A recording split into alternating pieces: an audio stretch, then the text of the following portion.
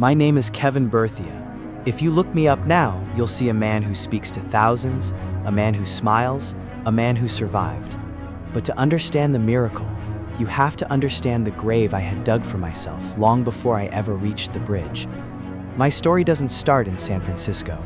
It starts in Oakland, California, on 83rd Street. Oakland is a city with a heartbeat you can feel in your teeth.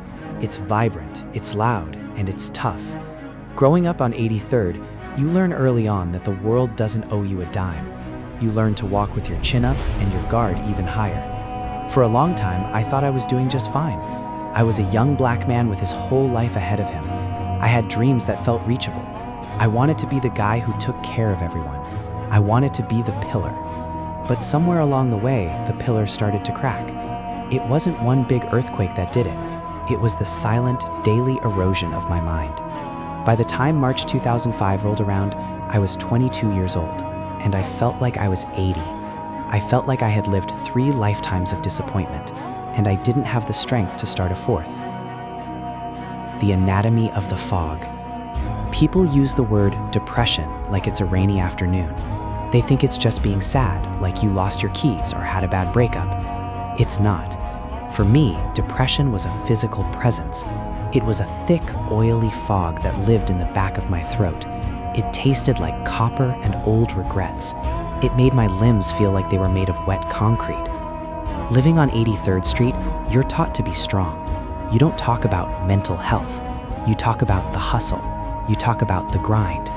So when the fog started to roll in, I didn't tell anyone.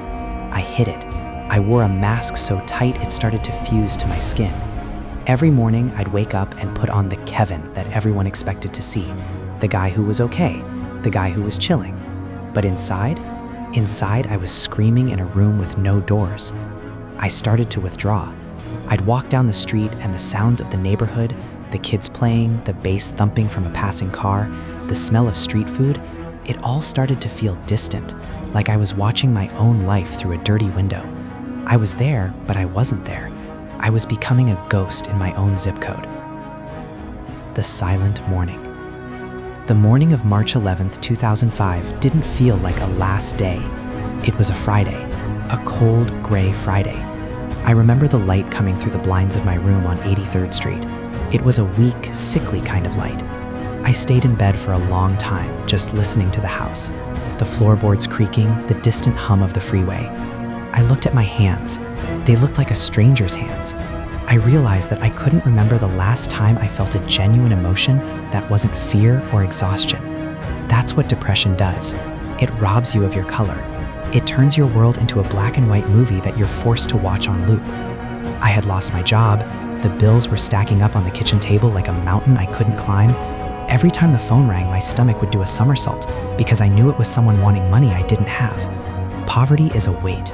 But poverty combined with a broken mind is a death sentence. I felt like a failure, not just a regular failure, but a genetic one, like I was born with a defect that made me incapable of surviving the world. The weight of a name. Then there was Nia, my daughter. She was only 1 month old, just 30 days on this planet. I walked over to her crib. She was sleeping, her tiny chest rising and falling in a perfect rhythm. Hope. It gave me vertigo. Were now shouting. They said, "Kevin, look at you. You're broke. You're broken. You're a mess. If she grows up with you, you're going to ruin her. You're going to pass this darkness on to her. She's better off forgetting you ever existed." That is the most dangerous lie depression tells you, that the people who love you are better off without you.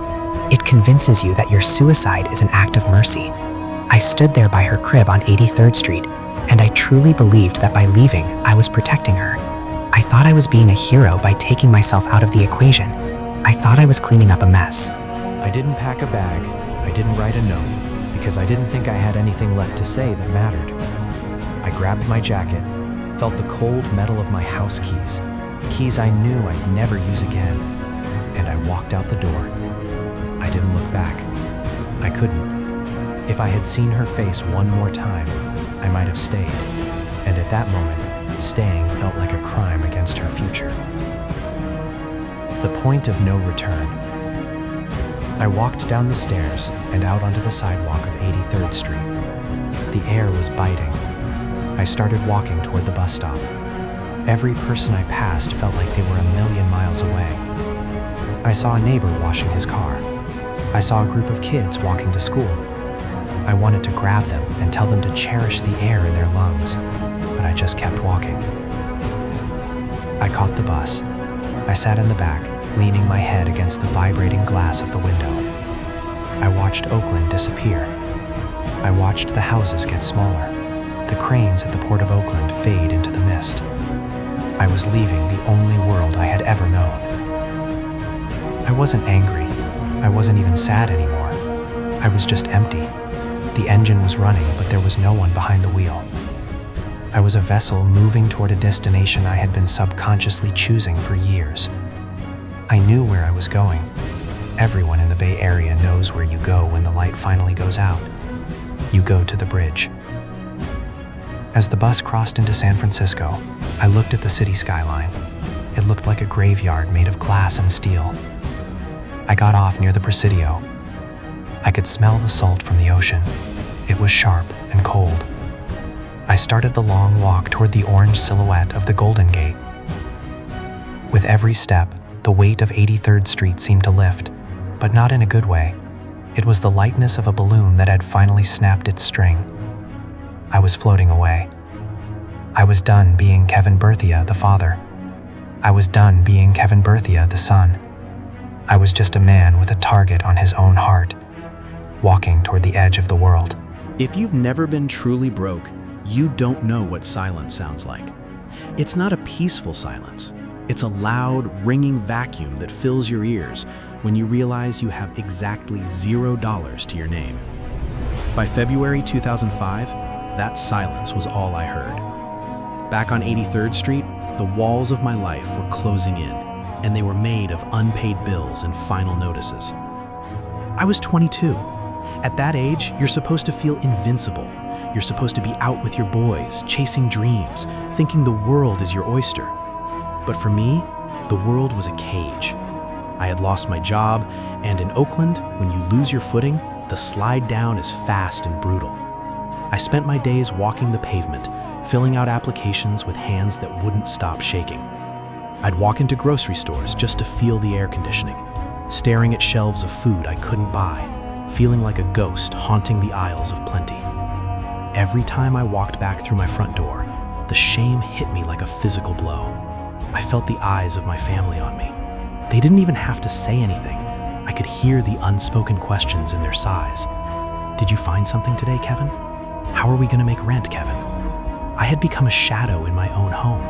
I felt like a parasite, eating resources I didn't provide, taking up space I didn't deserve. The newborn and the old debt. Then there was Nia, my sweet, tiny Nia. When she was born in February, I thought maybe she would be the spark. I thought maybe holding her would give me the strength to move mountains. But depression is a thief. It takes your most beautiful moments and turns them into weapons against you.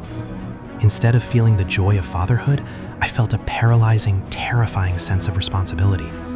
I would sit in the dark, holding her, watching her chest rise and fall, and all I could think about was the cost.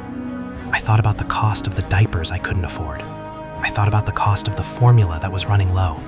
I thought about the electricity bill that was 3 months past due, wondering when the lights would finally flicker and die, leaving my daughter in the cold dark because her father wasn't man enough to keep the power on. I'd look at the bill collector's letters stacked on the table, bright yellow and neon pink envelopes designed to shame you from across the room. I felt like they were screaming my failure to the whole neighborhood. Kevin Berthia can't provide. Kevin Berthia is a dead end. I started to associate my daughter's face with my own inadequacy. Every time she cried, it felt like she was pointing a finger in my empty pockets. I loved her more than my own life, but that love was being crushed under the weight of my reality. The logic of the dark. This is where the mind starts to play tricks on you.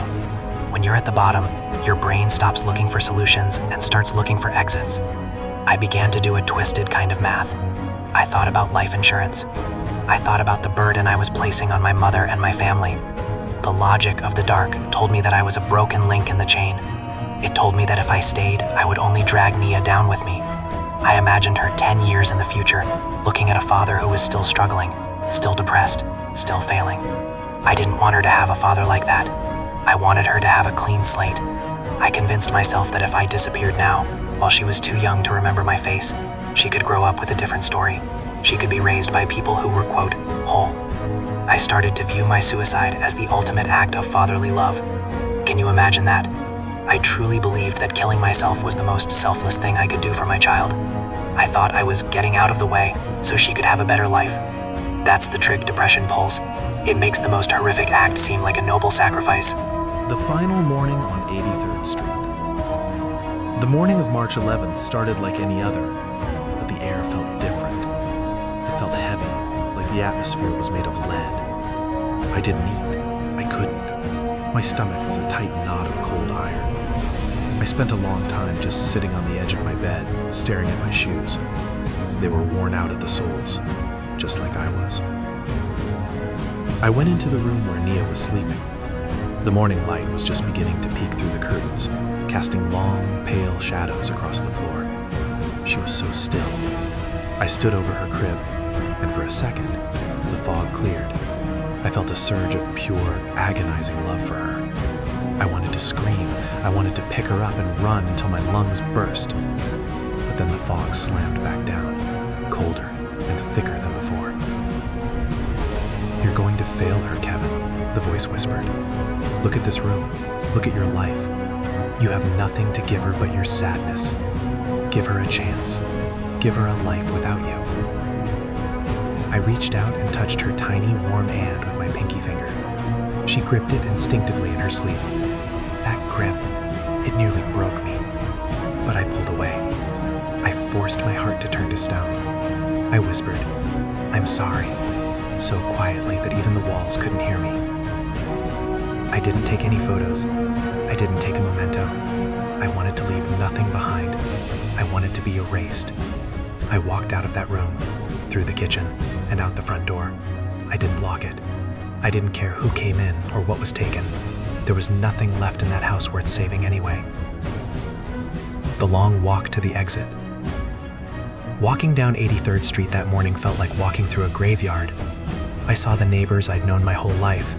I saw the corner store where I'd bought candy as a kid. It all looked like a movie set being torn down. It wasn't my world anymore. I was already gone. My body was just catching up to my soul. I headed for the bus stop. My mind was eerily calm. That's the scary part about reaching the end. The struggle stops. Once you decide you're done, the anxiety fades away and is replaced by a cold, hollow peace. I knew exactly where I was going. I had seen the Golden Gate Bridge my whole life. It was a symbol of the bay, a symbol of beauty. But to me that day, it was just a giant orange exit sign. I got on the bus. I paid my fare with some of the last coins I had. I remember thinking, I won't need this change where I'm going. As the bus rumbled toward San Francisco, I looked at the people around me. I felt a strange sense of envy. I envied the man worried about being late for work. I envied the woman annoyed by her ringing phone.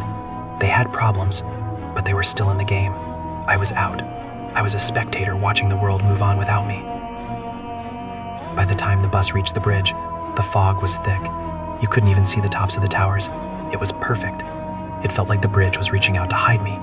I stepped off the bus and felt the wind off the water. It was sharp, biting, and honest. It didn't lie to me like the world did. It told me it was cold, and it told me it was deep. I started walking toward the center of the span. I didn't look at the view. I didn't look at the cars. I just looked at the orange paint of the railing. Each step was a heartbeat. Nia, failure. 83rd Street, failure. Nia, failure. I reached the middle, the point where the drop is the longest and the water is the coldest. I looked at the railing, then I looked at my hands. These hands had held a newborn baby just a few hours ago. Now, they were going to be the last things I ever felt. I took a deep breath of that salty, fog-filled air, and I climbed over. I wasn't Kevin the father anymore. I wasn't Kevin from Oakland. I was just a man standing on a 4-inch pipe, looking into the eye of eternity, waiting for the courage to let go. There is a sound the wind makes when you're on the wrong side of the railing.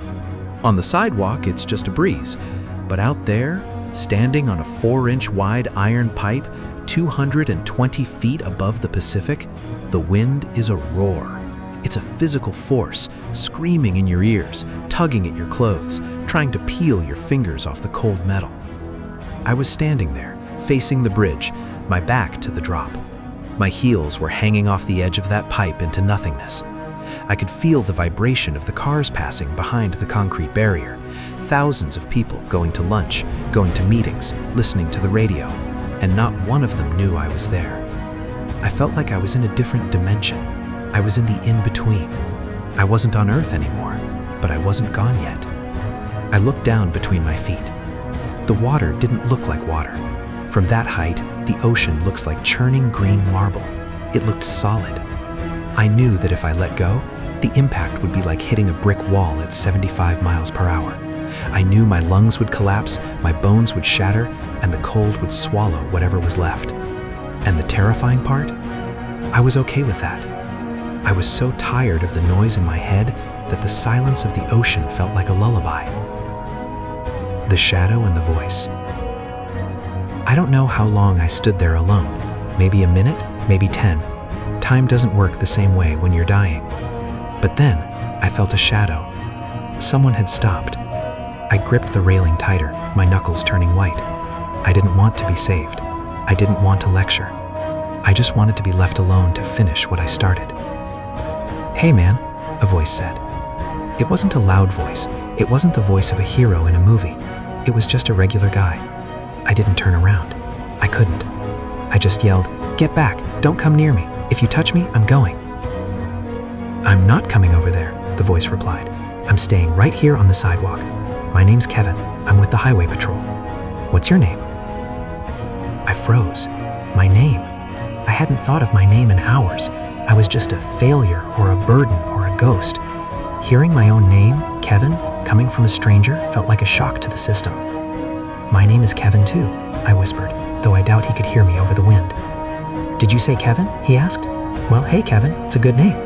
Look, I'm just here to listen. You look like you've got a lot on your mind. You want to tell me about it?" The 92-minute confession.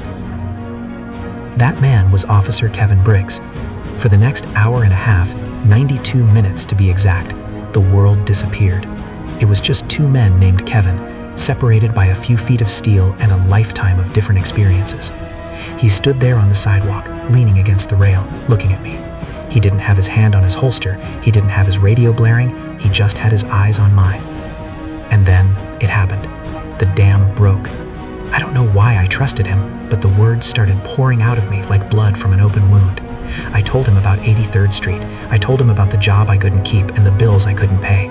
I told him about the crushing weight of being a black man in a world that felt like it was designed to break me. "I'm a failure, man," I screamed at him, the wind catching my words. "I can't even buy milk for my daughter. I'm 22 years old and I'm already done. I have nothing to give." Briggs didn't tell me I was wrong. He didn't tell me to man up. He just said, "I hear you, Kevin. That sounds incredibly hard. Anyone would feel overwhelmed by that." The silence after the storm. When my feet finally hit the concrete of the Golden Gate Bridge sidewalk, the world didn't suddenly turn into a movie with a swelling orchestra and a sunset. It was cold. It was gray. And for the first time in 92 minutes, it was terrifyingly quiet. The adrenaline that had kept my blood pumping while I was hanging over the abyss drained out of me, leaving nothing but a hollow, aching exhaustion. I remember the smell of Officer Briggs' uniform, starch and rain. He didn't let go of me for a long time. I think he knew that if he did, I might just evaporate. Other officers were there now, their radios crackling with static that sounded like jagged glass. They were gentle, but they were firm. In the eyes of the law, I was a 5150, a danger to myself. In the eyes of the world, I was a jumper who didn't jump. But in my own eyes, I was a man who had just survived a war with himself and had no idea how to live in the peace that followed. They put me in the back of a patrol car. The doors slammed with a heavy metallic thud, a sound I had heard 1,000 times in Oakland, usually meaning someone was going to jail. But this time, it felt like I was being placed in a cocoon. I leaned my forehead against the cold window and watched the orange towers of the bridge disappear into the fog as we drove away. I looked at my hands. They were still red and raw from gripping that pipe. I couldn't stop shaking. I had chosen to live, but I had no idea how to do it. The white walls of San Francisco General. They took me to San Francisco General Hospital. If the bridge was the edge of the world, the psychiatric ward was the waiting room for the afterlife. They stripped me of my clothes, my belt, my shoelaces, everything I could use to finish the job I started on the bridge. They gave me a thin, paper-like gown and a pair of non-slip socks. Standing in that sterile, fluorescent-lit room, I felt a new kind of shame. Back on the bridge, the shame was poetic. It was grand, it was tragic.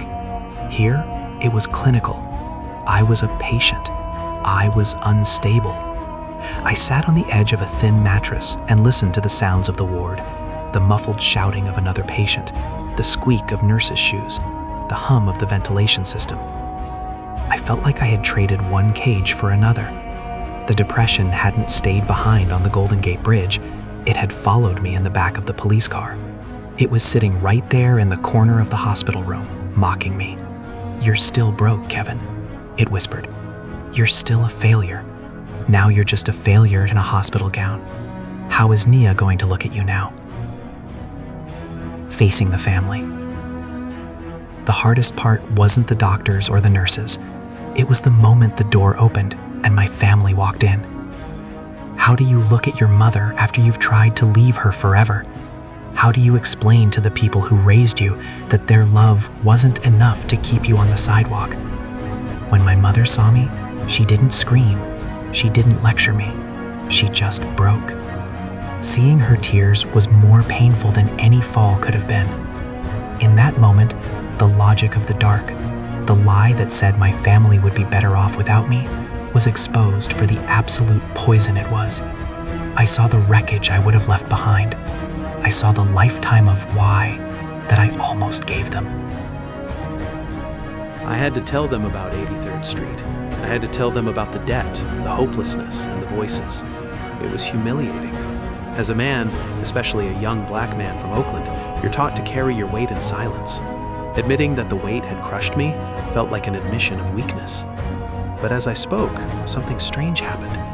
The more I talked, the lighter the room felt. The secrets were the fuel for my depression. By dragging them into the light, I was starving the beast. The chemical and the spiritual. The next few weeks were a blur of how does that make you feel and scale of 1 to 10. I was put on medication to level out the chemical imbalances in my brain. It felt like someone had finally turned down the volume on the static in my head. For the first time in years, I could think a thought without it being hijacked by a suicidal impulse. But the pills were only half the battle. The rest was spiritual. I had to reconstruct a version of Kevin Berthia that was allowed to be imperfect. I had to learn that being a father didn't mean being a superhero. It just meant being there. I spent hours in group therapy, listening to other people's stories. I realized that the Golden Gate Bridge is crowded with people who never actually go there. Thousands of people are standing on their own pipes every day, in their kitchens, in their offices, in their cars, just trying to find a reason to hold on. I started writing. I wrote letters to Nia that I knew she wouldn't read for 20 years. I told her I was sorry. I told her I was fighting. I told her that her father was broken, but he was under repair. Those letters were my lifeline. They were my promise to the future. The first step back to Oakland.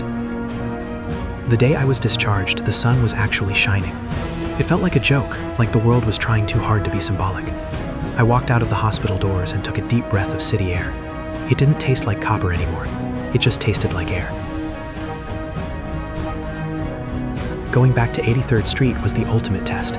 I was terrified that the moment I saw those familiar cracks in the sidewalk and those same piles of bills, I would spiral again. And the bills were still there. The debt hadn't vanished. My job hadn't magically reappeared. My reality was exactly as grim as I had left it. But I was different. I walked into the house and went straight to Nia's crib. She was awake this time, kicking her little legs and waving her arms. I picked her up, and for the first time, I didn't feel vertigo. I didn't feel like I was going to drop her or ruin her. I felt her warmth, her weight, and her heartbeat. I realized that Briggs was right. The greatest gift I could give her wasn't my absence. It was my presence, even if that presence was flawed. I looked out the window at 83rd Street. I knew the road ahead was going to be long. I knew there would be days when the fog would try to roll back in. But I also knew I had a phone number in my pocket, the number for Kevin Briggs. I knew I had a family that would rather carry me than bury me. And most importantly, I knew that I had stood at the very edge of the end and decided that it wasn't my time. I wasn't a hero. I was just a survivor. And in Oakland, sometimes being a survivor is the most heroic thing you can be. Recovery isn't a straight line. It's a jagged, uphill climb through a minefield. For a long time after I left the hospital, I lived in a state of quiet observation. I moved back into my life on 83rd Street, but I moved differently. I was like a soldier returning from a war that no one else saw. I walked the same streets, bought groceries at the same stores, and held my daughter Nia every single night. But every time I saw a bridge, or every time the fog rolled thick over the East Bay, my heart would skip a beat. For years, I didn't talk about that morning. I was the guy who almost did it. In a community like Oakland, there's a stigma attached to that. People look at you with a mix of pity and confusion, like you're a glass vase that's already been cracked. They're afraid to touch you because they think you might shatter again. I had to prove to the world, and more importantly to myself, that I wasn't made of glass. I was made of the same iron as that bridge, and I had been tempered in the fire. I found work. It wasn't a dream job, but it was a job. I paid off those neon pink envelopes one by one. Each payment felt like I was buying back a piece of my soul. And as Nia grew, as she took her first steps, said her first words, and celebrated her first birthdays, the logic of the dark that had told me she'd be better off without me was proven to be the greatest lie ever told. Seeing her smile was my daily reminder that I had won. But I still felt like there was a missing piece to the puzzle. I had been saved, but I hadn't yet found the purpose behind the pain. The call that changed everything. In 2013, 8 years after I stood on that 4-inch pipe, I got a phone call. It was from the American Foundation for Suicide Prevention. They were hosting an event in New York City, and they wanted to honor an officer who had saved hundreds of lives on the Golden Gate Bridge. That officer was Kevin Briggs. They asked me if I would be willing to present the award to him. My breath caught in my throat. For 8 years, I had thought about that man every single day. I remembered the sound of his voice in the wind. I remembered the way his eyes never left mine. But I hadn't seen him since the day he hugged me on the sidewalk while I sobbed into his uniform. I was terrified. What would I say? How do you thank a man for the air in your lungs? How do you look at someone who saw you at your absolute lowest, most pathetic moment and show them that you've become a man? I flew to New York. The city was a blur of lights and noise, but all I could think about was the man I was about to face.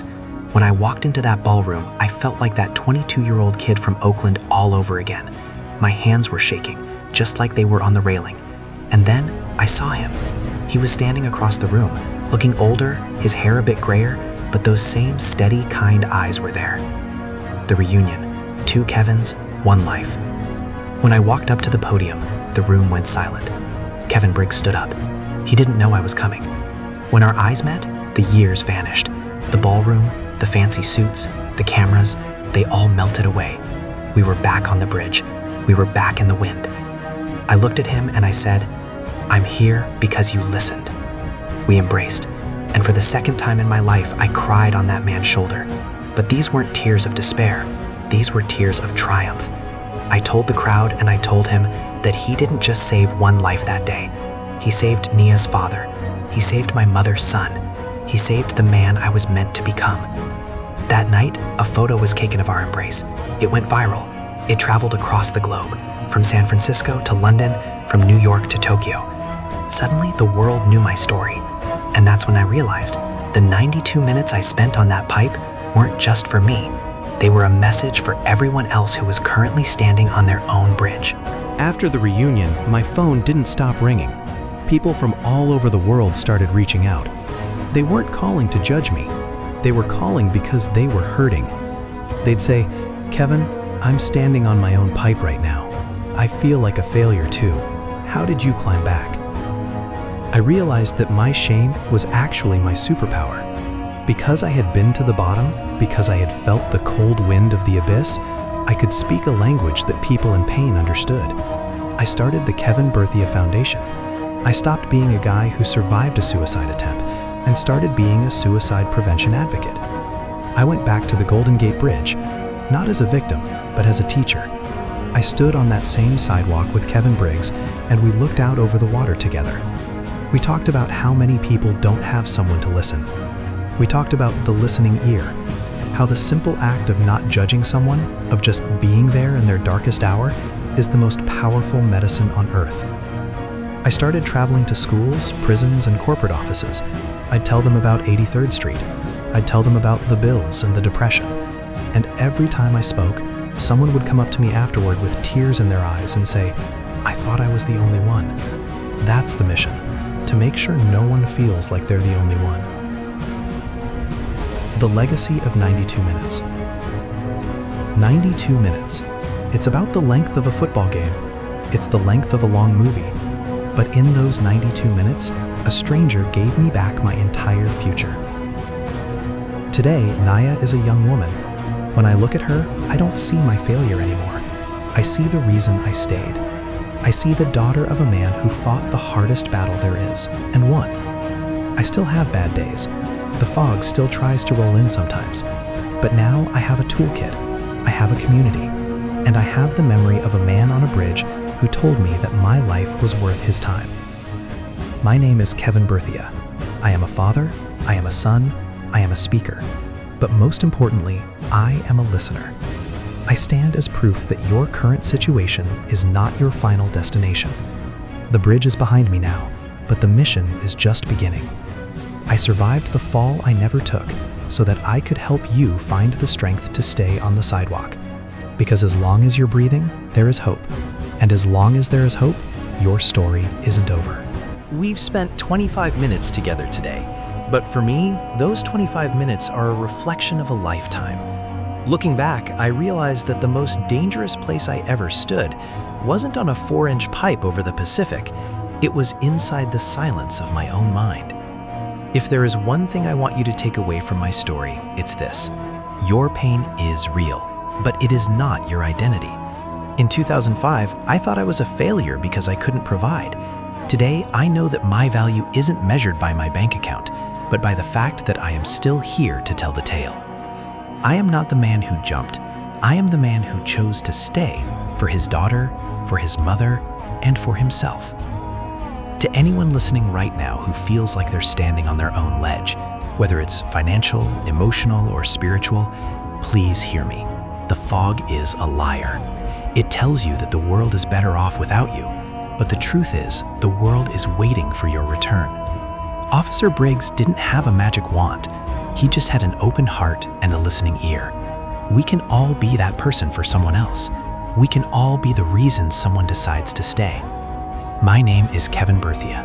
I am a survivor, a father, and a messenger of hope.